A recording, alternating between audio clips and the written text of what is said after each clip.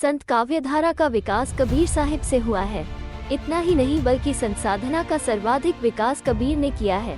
कबीर एक बहुमुखी प्रतिभा के धनी थे, जैसे योगी, दार्शनिक और समाज सुधारक, संत, भक्त, कवि।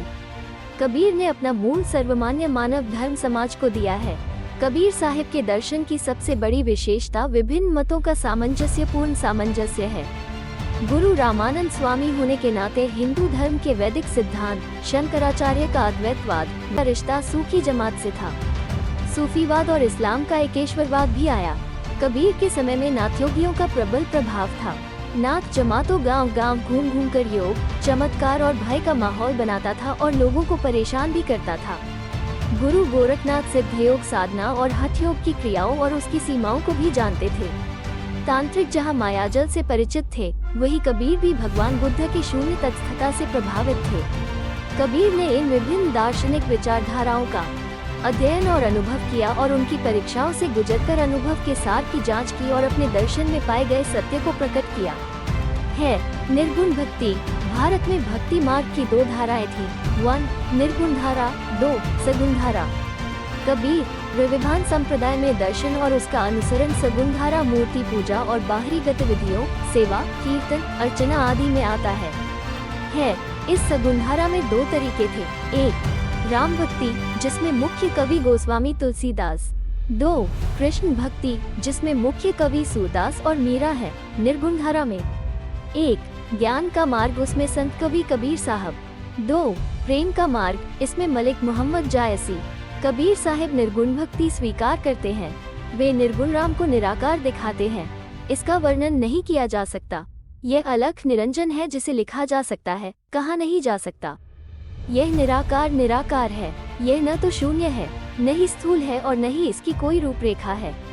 न तो दृश्यमान है और न ही अदृश्य, ये गुप्त है और न ही प्रकट है। कबीर कहते हैं, अलख निरंजन लखई ना कोई, निर्भय निराकार है सोई, सुनी अस्थूल रूप नहीं रेखा, दृष्टि दृष्टि छिपी नहीं पे।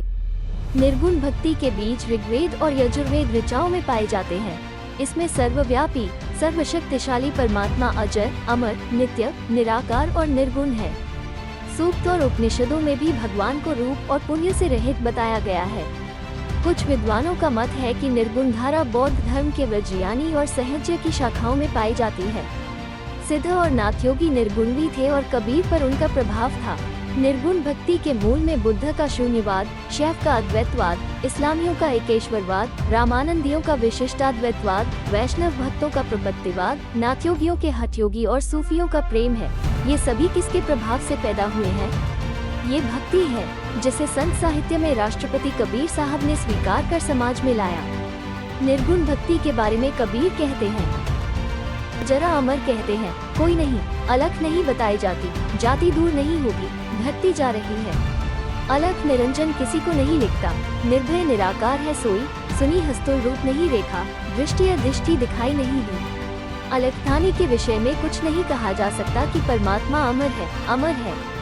उसकी कोई जाति या पंथ नहीं है। स्थूल और सूक्ष्म हर जगह है, लेकिन ये दृश्य में नहीं आता है। कबीर निर्गुण भक्ति में शास्त्र और संप्रदाय की किसी भी मान्यता को स्वीकार नहीं करते, बाहरी कर्म के प्रबल विरोधी हैं। भक्ति के इस मार्ग में किसी भी जाति, वर्ग या संप्रदाय से संबंधित है। कोई याद नहीं है, अरे कोई मंदिर और मस्जिद नहीं है। मानव समाज के लिए जो कल्याण कार्य उन्होंने यही उपदेश दिया। आदमी और आदमी के बीच अंतर, सांप्रदायिकता, अस्पृश्यता। उन्होंने झूठ और पाखंड को उजागर कर इसका पुरजोर विरोध किया है। कबीर, नानक, दुदयाल, कर्मदास, अरण और रैदास निर्नाग्य भक्ति के प्रमुख संत हैं। इन संतों ने बार बार शून्य शब्द का प्रयोग किया है, जो बुद्ध के शून्यवाद से प्रभावित रहा है। इस संसार और जीवन की क्षणभंगुरता की चर्चा भी अनेक श्लोकों में की गई है। इस निर्गुण निराकार निरंजन परमात्मा की भक्ति किसी बाहरी यंत्र से नहीं की जाती है। इसलिए मूर्ति पूजा, पाठ और बाहरी आचरण नहीं है, लेकिन इसे आंतरिक भावना से आंतरिक चेतना को जागृत करके किया जाना चाहिए। कबीर जो राम नाम देते हैं या गुरुमुखी राम नाम मंत्र दिया जाता है, जिसे सांस में याद रखना होता है, वो निर्गुण राम है। ये राम दशरथ पुत्र सीतापति राम नहीं है, लेकिन एक अदृश्य ईश्वर है। यह आत्मा राम है। कबीर ने इस परमत्व को सचना निज दैता अद्वैत से भिन्न कहा है। यह एक अनुभवजन्य बात है कि यह नहीं कहा जा सकता है। इसका कोई रूप, रंग, आकार नहीं है। एक फूल की सुगंध से पतला है। संतों, भक्तों, भोगियों को ये कैसे मिल सकता था, जबकि इसकी कल्पना किसी के द्वारा नहीं की जा सकती थी। इसके लिए कबीर कहते हैं, ज्ञान का गेंद कर सूरत का डंडा कर खेल चौगन मैदान माही, दुनिया को बालके का भ्रम छोड़ देना चाहिए। शान की गेंद लेकर सूरत का जुर्माना लेकर पूरे आसमान में गेडीडे खेलने का ये खेल है। इसमें कार्य क्रोध पर विजय प्राप्त करना और शेष के सिर पर पैर रखना है। ये कुंडलिनी शक्ति का ऊपर की ओर प्रयास है। इस संसार के सभी प्रयासों को छोड़कर जो भी अविरल होगा वो इस रास्ते पर जाएगा। ये कच्चा और सड़ांत का काम नहीं है। कबीर का साहा इस निर्गुण शून्य परमत्व में है। कबीर इसका वर्णन कर रहे हैं। बरनहु किन रूप और रेखा, दूसर कौन आए जे देखा, सो करादि नहीं वेदा, तकार कहाँ कौन कुल साठे, नहीं तरागन नहीं रविचंडा, नहीं कछु होता पिता ये थोड़ा सा। न जल, न थल, न थर पावना, जिसका नाम हमको बढ़ना है। यदि नहीं तो दिन अरु रात होता, तकर कहते हैं कि कौन कुल जाती है।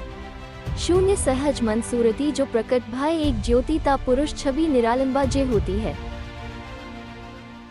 बलिहारी इस सत्य पुरुष को ओंकार ज्योतिष्वरूप कहा गया है और उसकी खोज नहीं करनी है। यह मंदिर, मस्जिद या काबा कैलाश में नहीं बल्कि घाटी में है। कबीर को इस परमत्व की प्राप्ति भी स्वयं स्मरण करने के बजाय सूरत योग सहज साधना शब्द से हुई है। मन का मन, मैंने मना नहीं किया।